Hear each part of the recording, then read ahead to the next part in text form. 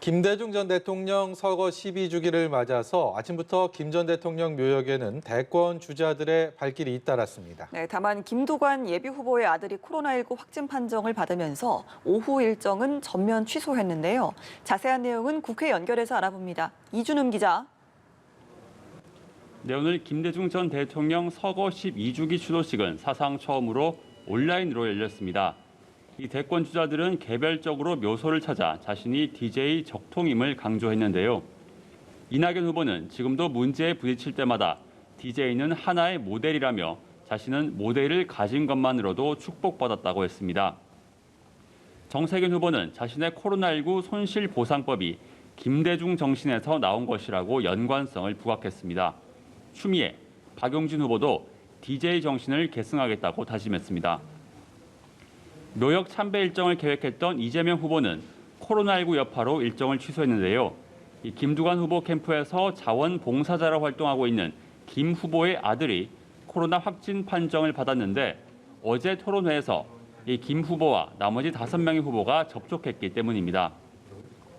김두관 후보는 일단 응급용 선별검사에선 음성이 나왔는데 오늘 오후 보건소 검사 결과가 나올 때까지 모든 일정을 중단했습니다. 나머지 5명의 후보도 일단 오후 일정은 취소하고 자택에서 대기 중입니다. 한편 잠잠하던 대선 주자 간 갈등은 경기관광공사 사장에 내정된 황교익 씨를 사이에 두고 다시 불붙었습니다. 오늘은 황 씨가 직접 라디오 인터뷰에 나와 사퇴론을 일축하며 이낙연 후보의 정치 생명을 끊는 데 집중하겠다는 강경한 입장을 밝혔는데요. 이에 대해 이낙연 후보는 말하고 싶지 않다고 불쾌한 반응을 보였고 정세균 후보는 황 씨에 대한 사장 내정을 철회하는 게 옳다고 했습니다.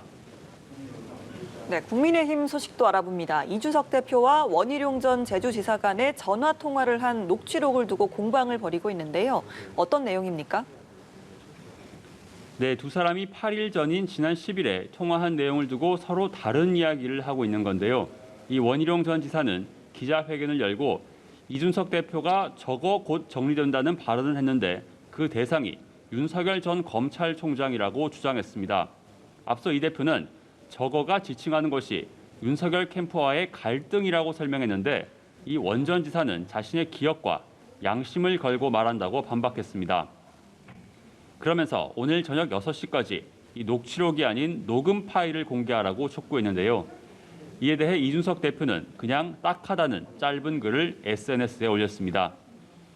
의원총회에서 서병수 경선준비위원장도 지도부를 흔들지 말아달라, 당내 권력 투쟁에 몰두하지 말자 이런 발언을 했는데요. 그러자 일부 의원들이 반발하면서 예정에 없던 비공개 토론이 열리기도 했습니다. 하태경 의원은 사적인 통화를 가장해 뒤통수를 쳤다며 원희룡 전 지사에게 대통령 후보직에서 사퇴하라고 목소리를 높이는 등 당내 갈등이 불거지는 상황입니다. 이번 논란의 중심에 서 있는 윤석열 전 검찰총장 관련 입장 표명을 자제하고 있는데요. 모든 지도자가 김 전 대통령의 통합, 화합 정신을 이어받아 코로나 위기 극복을 해야 한다며 야권 주자 가운데는 가장 처음으로 참배했고 유종필 전 관악구청장, 송하중 경희대 명예교수 등 김대중, 노무현 정부 출신 인사를 잇따라 영입하며 외연 확장에 나섰습니다. 지금까지 국회에서 전해드렸습니다.